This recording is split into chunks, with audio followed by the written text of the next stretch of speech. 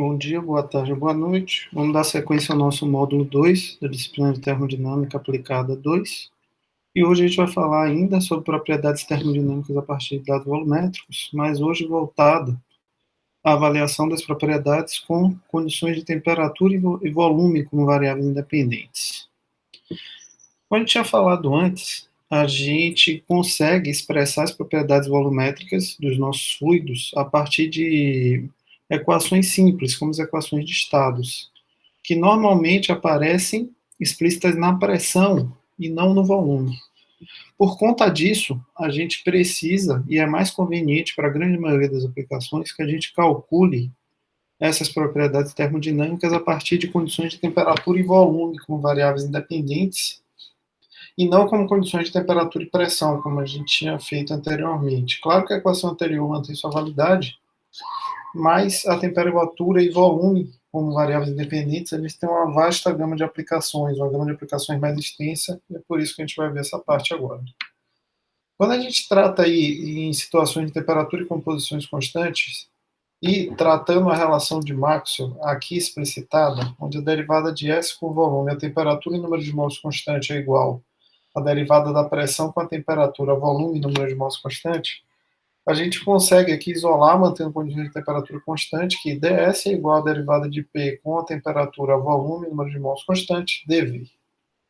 A partir dessa expressão, e partindo de du igual a TdS menos PdV, a gente consegue colocar aqui o dV em evidência, fazer a substituição para a expressão que a gente acabou de obter para ds, e igualar aqui, chega nessa equação, que du é igual a temperatura, que multiplica a derivada da pressão com a temperatura, volume, número de mols constante, menos a pressão, multiplicado tudo isso pela derivada do volume. Essa equação que está aqui em cima, elas são base aí para as nossas expressões de propriedades termodinâmicas em função de volume e temperatura, com volume e temperatura como variáveis independentes.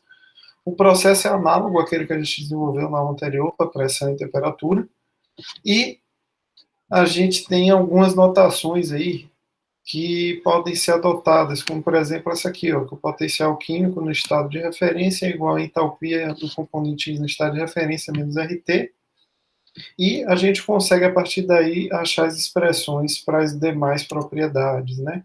Para isso a gente vai usar dessas relações aqui apresentadas, a gente vai usar esse conjunto todo de equações aqui, e vale lembrar que todas as integrações que a gente vai fazer são realizadas a condições de temperatura constante.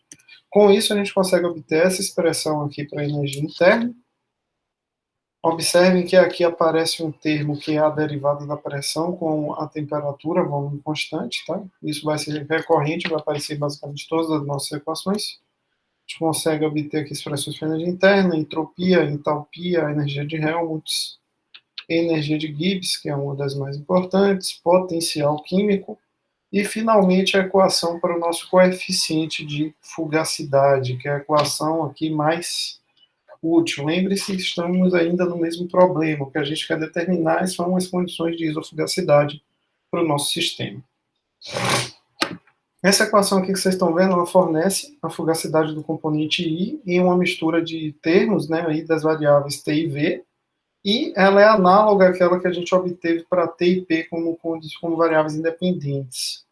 Mas agora a gente tem uma diferença aqui, que é aquela derivada que eu tinha chamado a atenção de vocês, ó, que é a derivada da pressão com o número de mols do componente I, a temperatura, volume e número de mols de J constante.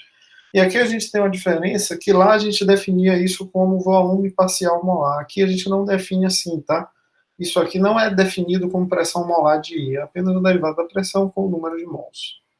Para que a gente demonstre a aplicabilidade dessa equação, a gente vai considerar mais uma vez um exemplo de uma mistura binária, mas agora a gente vai usar a equação de Van der Waals explícita na pressão, tá? Que é essa daqui. Pressão igual a RT dividido por V menos B menos A dividido pelo volume ao quadrado.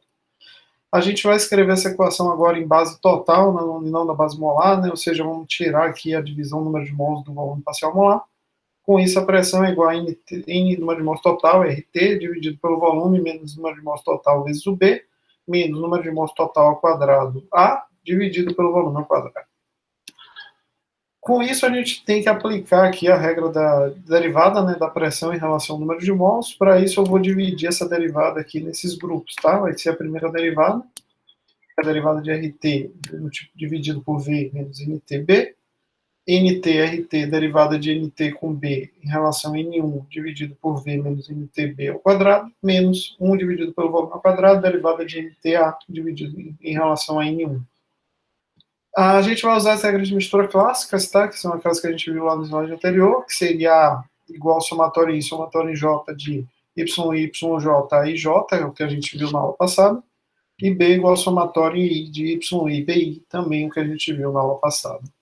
Fazendo aqui as derivadas, as aplicações algébricas, depois pegando esse resultado da derivada, colocando nessa equação e fazendo a integração em relação a dV, a gente chega nessa expressão aqui, ó, que é a expressão para o coeficiente de fugacidade do componente aí, dentro do nosso sistema binário que a gente estava estudando. Olhando para essa expressão, a primeira coisa que a gente consegue verificar é que para a gente calcular a fugacidade de um componente ou uma mistura a uma dada condição de temperatura, pressão e composição, o primeiro passo que a gente tem que ter é calcular os valores de Azinho e Bzinho para essa mistura. E esses valores são determinados a partir aí das nossas regras de mistura. Tá? Aqui a gente está usando a regra clássica, mas existem inúmeras outras. A gente vai ver isso com mais detalhes nas próximas unidades. Com essas constantes e com os dados da equação de estado que a gente tem ali fornecido já, a gente consegue determinar o volume molar, que é nada mais, nada menos que uma das raízes dessa equação de estado cúbica, e com o volume molar a gente consegue determinar o fator de compressibilidade. E daí a gente consegue, com o fator de compressibilidade, determinar aí a fugacidade por essa equação acima. Esse procedimento ele pode ser aplicado e adotado para qualquer outra equação de estado e qualquer outra regra de mistura que a gente esteja utilizando dentro do nosso equacionamento. No nosso estudo inicial, quando a gente falava aí do problema do equilíbrio de fases, o que a gente tinha visto era que, a partir do nosso conceito e nossa determinação termodinâmica, a gente era capaz de predizer o equilíbrio de fases a determinadas condições de pressão, condições de temperatura e condições de composição. E esse equilíbrio ocorre quando duas ou mais fases estão em condição de equilíbrio. Era isso que a gente estava interessado em determinar, tá? O equacionamento que representava aí esse comportamento para um sistema composto por π fases e m componentes, ele é dado por essa chavezinha que a gente está vendo aqui embaixo, por esse conjunto de equações, onde a gente tem na primeira equação o equilíbrio térmico, ou seja, a temperatura de todas as fases do sistema é igual. A segunda aqui, o equilíbrio mecânico, onde a pressão de todas as fases do sistema é igual. E, por fim, aqui o equilíbrio químico, já representado pela igualdade das fugacidades, ou pelo conceito de isofugacidade, onde a fugacidade de cada componente, observem aqui que eu estou indo no componente 1 até o componente M, é igual em todas as fases. Com isso, a gente tem o que a gente chama de critério de equilíbrio, a gente tem a representação do equilíbrio no nosso sistema. Para que a gente encontre as condições que satisfazem todas essas equações anteriores, a gente tem que ter um método de avaliar a fugacidade de cada componente, cada uma das fases. A gente faz esse método como? A partir do equacionamento que a gente acabou de avaliar. Lembrando que esse equacionamento ele é válido, né, para qualquer componente em qualquer uma das fases existentes no nosso sistema. Com essas equações que a gente acabou de ver, com a equação de estado explícita ou em pressão ou em volume, sendo mais normal em pressão, o problema do equilíbrio de fase está completamente resolvido. Né? A gente consegue aí comprovar essa isofugacidade, lembrando que a gente já viu na unidade 1 que a isofugacidade é equivalente à igualdade dos potenciais químicos. Então, aquele problema que a gente tinha da abstração do potencial químico foi resolvido. Para isso, a gente tem o que a gente chama de método geral, e é esse método geral que eu vou ilustrar para vocês agora. Primeira coisa, vamos considerar que a gente está em um equilíbrio líquido-vapor em um sistema com M componentes.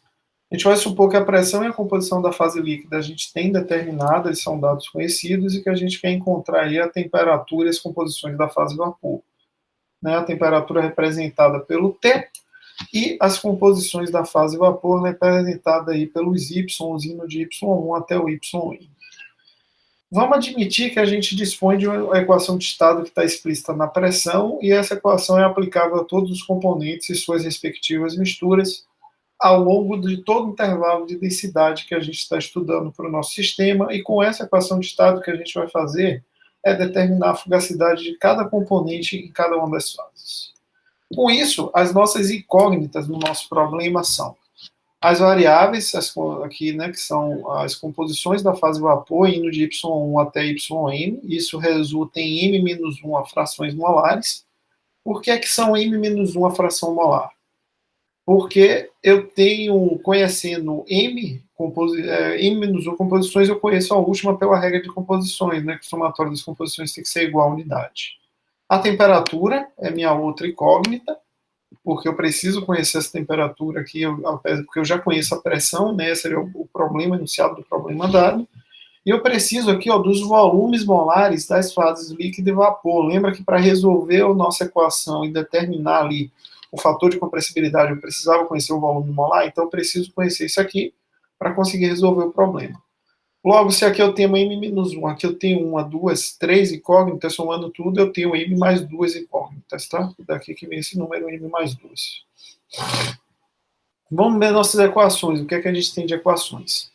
A gente tem a equação da igualdade das fugacidades aí para as fases líquido e vapor, né? Isso me dá m equações, porque eu tenho m componentes, então isso aqui tem que ser válido para todos os componentes. E eu tenho uma equação de estado. Essa equação de estado, ela é aplicada nas duas fases. Eu tenho que aplicar ela para a fase líquida e para a fase vapor.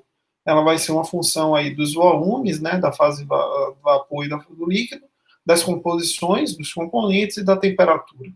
Somando aqui a equação de estado na fase vapor e na fase líquida, e a equação de fugacidade, eu tenho m mais 2 equações independentes. Logicamente, se o número de variáveis é igual ao número de equações, as incógnitas podem ser calculadas pela solução simultânea de todas as equações e eu consigo resolver o problema.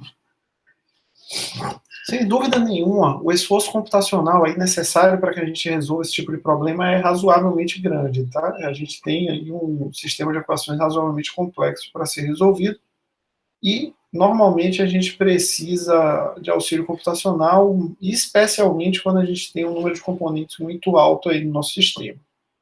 Mas isso aqui a gente já tem processamento razoável aí, mesmo quando a gente trata de microcomputadores, esse problema a gente consegue resolver isso aqui de forma muito satisfatória. Bem, a nossa aula de hoje era isso. A gente se encontra aí com o próximo conteúdo. Até mais.